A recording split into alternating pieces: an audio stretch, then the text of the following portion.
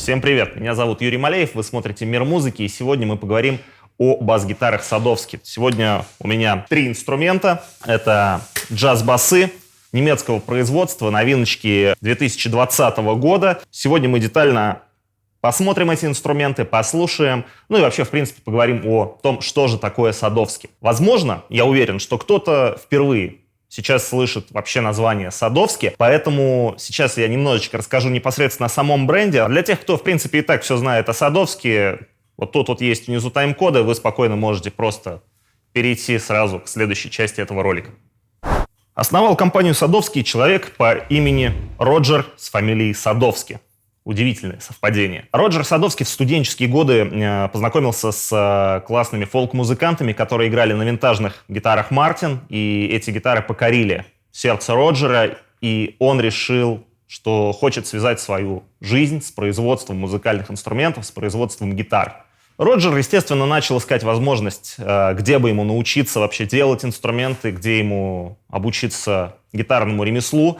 И это привело его в Нью-Джерси, в мастерскую к мастеру Аги Лопринце, где он, собственно, и провел следующие несколько лет, изучая это интересовавшее его до безумия ремесло. Проработав там 2 года, Роджер приобрел свою гитарную мастерскую, где, в общем-то, продолжил заниматься гитарами и начал, в общем-то, делать имя классного, крутого гитарного мастера. Потом Роджер перебрался в Нью-Йорк, где и познакомился с Маркусом Миллером. Маркус попросил его довести до ума недавно приобретенный Fender, и, в общем-то, туда Роджер и решил поставить преамп, над которым он тогда работал. Ну, помимо этого, естественно, он отстроил инструмент, заэкранировал всю электронику, ну, в общем, что называется, причесал. И, в общем-то, вот с этого преампа и началась история того самого звука Садовски. Через какое-то время Роджер стал не просто тюнинговать уже существующие бас-гитары, но и выпускать свои инструменты. И именно вот этот период времени можно назвать рождением нового, серьезного, мощного, популярного бренда бас-гитар. Вскоре, в 1982 году, вместе с не менее классным японским мастером Йоши Кукичи, Роджер запустил серию Metroline в Японии, и это была серия чуть более доступная в плане денег. Да, она была чуть-чуть попроще, но тем не менее это тоже были очень-очень крутые инструменты, которые, конечно же, тоже котировались музыкантами по всему миру. Ну и вот совсем недавно судьба свела Роджера с Хансом Питером Уилфером. Это основатель и президент компании Warwick, компании, которая в Германии делает очень крутые бас-гитары и не менее крутые гитары Фрамус. И фабрика Ханса, конечно, покорила Роджера своей технологичностью, и Роджер принял решение продолжить выпускать серию Metroline уже теперь в Германии. Ну и теперь мы имеем немецкие бас-гитары Садовски серии Metroline, которые заменили японские Metroline. А японские Metro Express теперь выпускаются в Китае, но, к сожалению, пока мне пощупать эти инструменты не удалось. Надеюсь, в скором времени это случится. Итак, сегодня мы как раз и будем разговаривать о немецких Metroline. Немецкие Metroline, как и Warwick, в общем-то, делятся на тим-билды и мастер-билды. Мастер-билд — это более дорогая линеечка, где больше красивостей, больше разных опций. И тим-билд — это уже такие чисто серийные модели с вполне понятными логичными спецификациями, ну и, естественно, чуть более приземленным ценником. Что мне очень понравилось? Здесь очень ясная, внятная, понятная комбинация по деревяшкам. Все инструменты Садовски серии Metroline, они делаются либо из ясеня, либо из ольхи. В случае, если у нас инструмент с корпусом из ясеня, он будет с кленовым грифом, с кленовой накладкой. Если у нас инструмент из ольхи, он будет с кленовым грифом и с накладкой из марада. Естественно, как полагается Садовски, выпускаются они в формах корпуса либо джаз-бас, которых мы сегодня посмотрим аж целых 3 штучки. Также есть и Precision басы. Но лично я считаю, что Садовский джаз-бас — это такая визитная карточка Садовски. Давайте вспомним таких бас-гитаристов, как Джейсон Ньюстед, Уилл Ли, Тал Уикенфилд, Вердин Уайт, Том Гамильтон, Хью Макдональд. Ну, в общем-то, этот список можно продолжать до бесконечности. И чаще всего этих бас-гитаристов мы видим именно с джаз-басами Садовски. И именно на джаз-басах как раз Роджер-то и развернулся. Полет мысли был, можно сказать, ничем не ограничен. Итак, джаз-басы есть в серии, в внешнем виде, в дизайне. Vintage — это такой традиционный, привычный всем джаз-бас с пикгардом, с металлическим контрол-плейтом, но они выпускаются как с грифами с 24 ладами. В данном случае сегодня у меня таких инструментов 2, как раз вот эта 5 и вот эта вот прекрасная 4 с пикгардом «Черепаший панцирь». Серия Modern как бы намекает нам, что это инструменты такие чуть более современного внешнего вида. Здесь отсутствует пикгард, здесь уже не джаз-датчики, а хамбакеры. Датчики, естественно, на всех инструментах стоят садовские. И расположение ручек, оно такое более типично для современных инструментов. Я не знаю, там все вот эти вот ворвики, опять же, ибанезы и так далее. Вот они очень любят таким ромбиком располагать ручки на корпусе.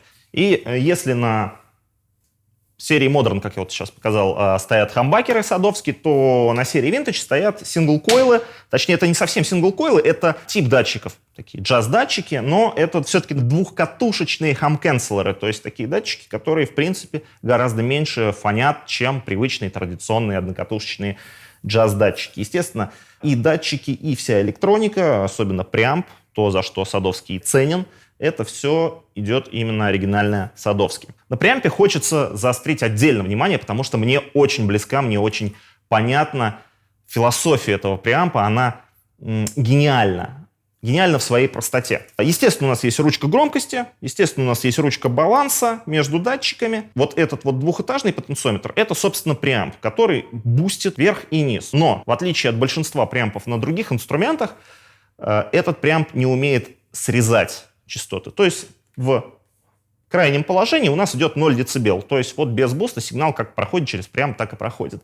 И мы можем только усилить либо вверх, либо низ. Ну, это логично. Вот лично я, например, за свою практику ни разу не срезал низ. Ну, как бы если уж вот прям совсем надо, это может сделать либо звукорежиссер, либо это можно сделать на усилителе. Но, как правило, на преампе в бас-гитаре басисты только бустят низ. В случае, если вы захотите подрезать вверх, а преамп этого не позволяет, здесь есть еще одна ручка. Называется она VTC, Vintage Tone Control, которая как раз в пассивном режиме, это обычный пассивный фильтр, режет высокие частоты. То есть по факту у нас, если мы убираем преамп, получается такой традиционный тембр-блок джаз-баса. Но что умеет этот преамп, в отличие от преампов большинства других инструментов? Если мы поднимаем ручку пассивного тона, у нас отключается преамп, мы переходим в пассивный режим, и если у большинства инструментов с активными преампами в таком случае просто сразу отсекается весь эквалайзер, то тут в пассивном режиме ручка тона продолжает работать.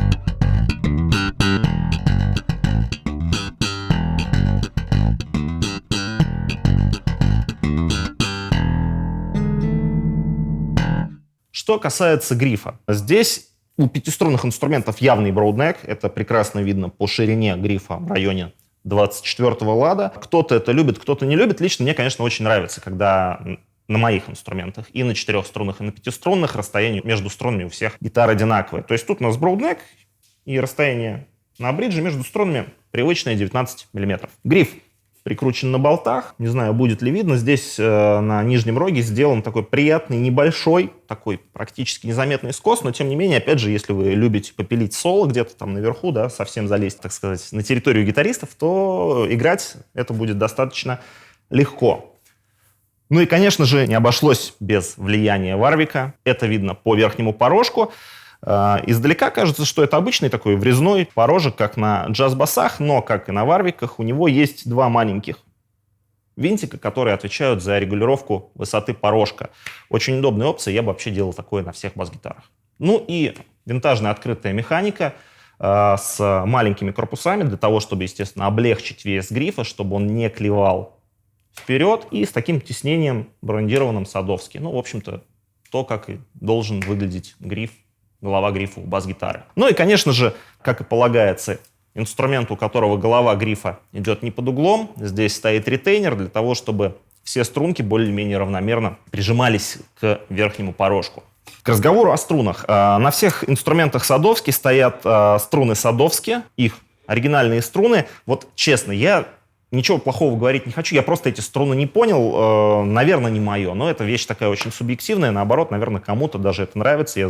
Я уверен, что кто-то, играя не на инструментах Садовский, по-любому покупает струны Садовские, потому что они им нравятся, но это не я. Кстати, чуть не забыл о влиянии Варвика.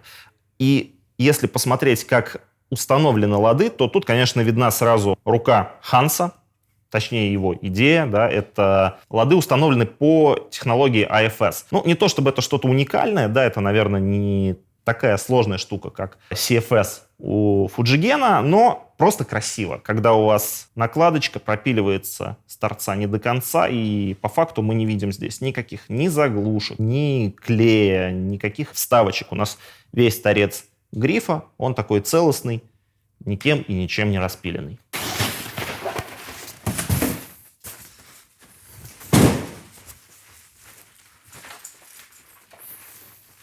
Первое, что видит клиент, купивший Садовский и открывший коробку, это вот такой вот чехол. Не то, чтобы он плохо сделан, он какой-то тонкий, нет, это отличный толстый чехол с хорошей подкладочкой, с удобной мягкой ручкой, но, опять же, наверное, тут вот такой вот субъективный фактор, просто я не люблю вот такие вот огромные, большие, не повторяющие форму гитары чехлы. Что у нас тут? Естественно, в этом чехле есть упор для грифа с липучечкой. Он, кстати, на молнии, его можно отстегнуть. Он не на молнии, он на липучках. Кстати, тоже очень удобная вещь. Когда вы меняете, например, струны, вот эту штуку можно отстегнуть из чехла, положить на стол. И когда вы кладете инструмент на стол, то у вас колки не ложатся на стол, да, вы ничто там не поцарапаете, не погнете, а вот будет у вас гриф лежать вот в таком вот приятном, красивом упоре. Сзади есть вот такая вот подушечка. Это, наверное, чтобы вам было мягче и удобнее бегать за уезжающим автобусом. Ну, в общем-то, не то чтобы плохой чехол, просто не мое. Хотя мы же покупаем такие инструменты такого уровня не ради чехлов, которые идут с ними в комплектах, а покупаем инструменты ради инструментов, ради того звука, того самого звука.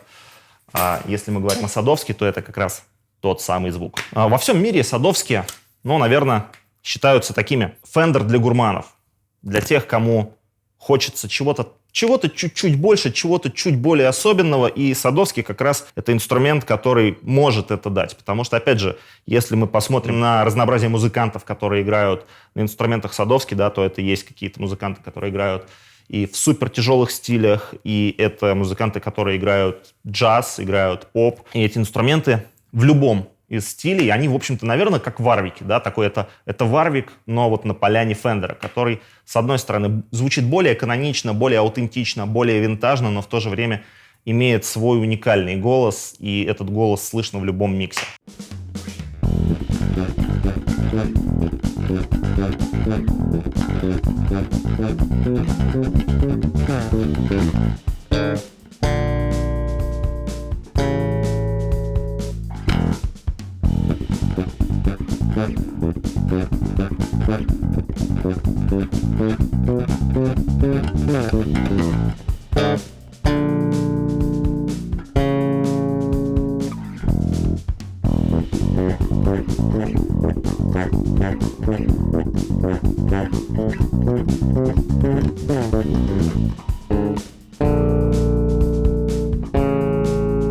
Когда начинаешь играть на Садовске, на четырехструнном инструменте гриф, в общем-то, кажется таким обычным, традиционным грифом джаз-баса. Такой удобный, S-образный профиль, и он, наверное, просто не привлекает к себе внимания, потому что ты играешь, тебе удобно, окей, все нормально. А вот когда играешь на броуднеке, на пятерочке, тут, конечно, гриф, он начинает тебя так отдергивать. Чувак, посмотри на меня, посмотри, как я сделан, потому что твоя рука уже обратила на это внимание. Во-первых, профиль грифа, да, то есть это точно не S-образный профиль, это, наверное, ближе к D-образному профилю, при том, что в начале грифа он имеет такое смещение ближе к C-образному профилю, то есть он более округлый, а к 12-му ладу он становится уже более плоским посередине, вот такая вот явная D-шечка ощущается. Естественно, при такой ширине между струнами для броуднека это очень удобно, и плюс тактильно это ощущается так, будто бы, а может быть действительно так есть, я, честно говоря, не мерил. В начале грифа гриф чуть-чуть толще, а ближе к 12-му ладу он уже становится заметно тоньше. Еще одна удобная опция, фишка, это то, что анкерная гайка, она расположена в пятке грифа, а не на голове, и находится не под накладкой, а вынесена за ее пределы, то есть мы ее можем прекрасно видеть. В общем-то, это не то чтобы гайка, это такое колесико с отверстиями, в которые можно вставить обычный шестигранник. Вставляется очень легко и очень быстро и удобно регулировать. То есть можно даже во время выступления, например, в паузе между песнями или в паузе в песне быстренько подрегулировать гриф, если вдруг почувствовали что-то неудобное. И еще одна тоже приятная фишка, приятная опция. Я вообще считаю, что большинство производителей бас-гитар, которые думают, которые заботятся о музыкантах, которые играют на их инструменте, должны так делать. Это вроде бы бридж традиционный, да, который прикручивается корпусом с креплением струн именно с торца грифа, но здесь сделано простое конструктивное решение. Рядом с местом, где находится бабышка, сделано еще одно отверстие чуть большего диаметра, чем диаметр бабышки, которое позволяет струну просто продеть сквозь вот этот вот упор, не продевая ее в обратную сторону по всей длине. То есть для того, чтобы снять струну, достаточно просто ослабить струну на колке и достать ее из бриджа. Экономит время, экономит нервы, ну и немножечко сил. Несмотря на то, что все эти три инструмента одной серии, это садовский Metro Line, они разные по звуку. Ясеневый с кленовым грифом, конечно, и с джаз-датчиками он обладает такой максимально сухой атакой, он очень прозрачный, очень остренький, классный инструмент. Я бы, например, вот его точно себе взял поиграть какой-нибудь метальчик. Если взять другую пятиструночку, на которой я играл сегодня, это ольховый модерн.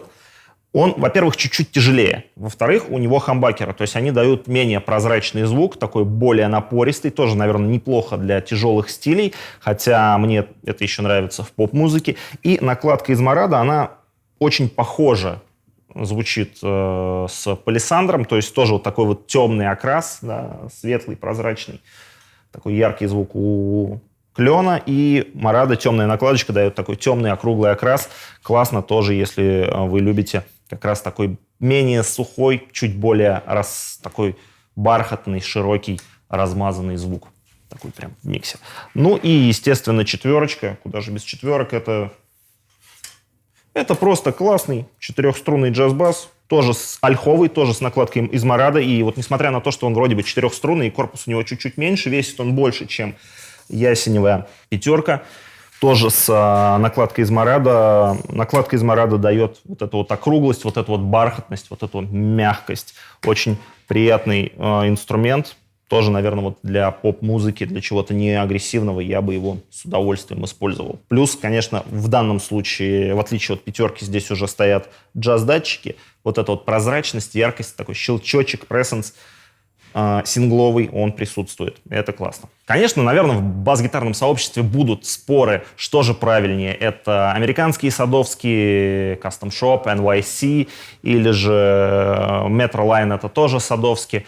Я думаю, что мы увидим еще много-много споров в интернете. Мое мнение таково, что если вам нравится садовский, если вам нравится концепция этих бас-гитар, и если вы не готовы потратить 400, 500, может быть, больше тысяч на новый американский садовский, то немецкий Metro Line — это классное решение, потому что вы получаете, во-первых, внешний вид садовский. То есть они вот так же, как американские гитары выглядят, ощущаются.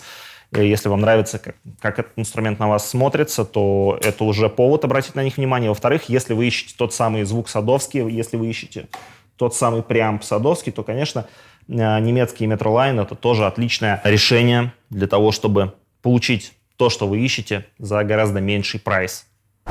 Пишите в комментариях под этим видео, что вы думаете о новинках садовски немецкого производства. Кто-то, может быть, уже успел их пощупать, поиграть, послушать. Мне интересно будет почитать ваше мнение. Подписывайтесь на канал Мир Музыки, нажимайте на колокольчик, чтобы не пропустить видео. Он где-то должен быть вот здесь вот. Всем спасибо за просмотр и пока. Да, просто вот это вот так, это вот сяк, это вот так, да. Так, вот.